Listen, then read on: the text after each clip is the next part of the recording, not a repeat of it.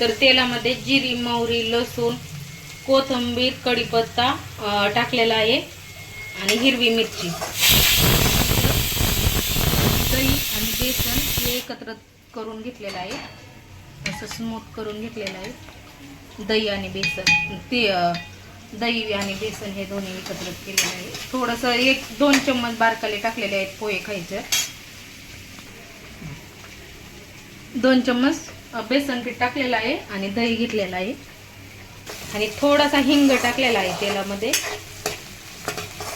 तर आता कमी गॅस करून हे दही ओतून घ्यायचं आहे.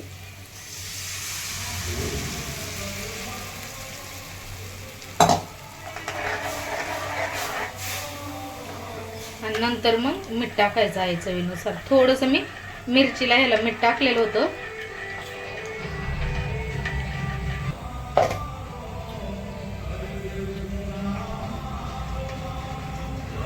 तर कढई ना आपल्याला सारखा असा हलवत राहायचा आहे पळीने, नाही तर मग कढई फुटते.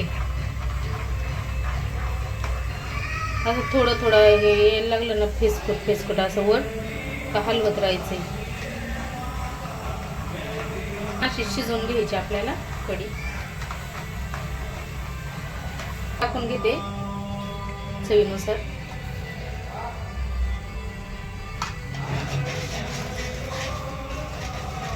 मीठ टाकलेलं आहे.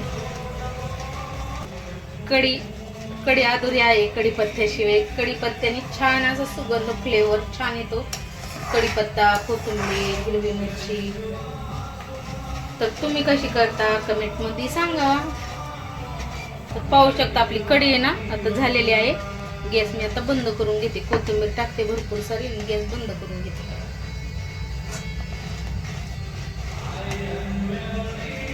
चवीनुसार मीठ पण टाकलेलं आहे. तर कढी आपली खाण्यासाठी तयार आहे, पाहू शकता. तर व्हिडिओ आवडला तर लाईक करा, शेअर करा.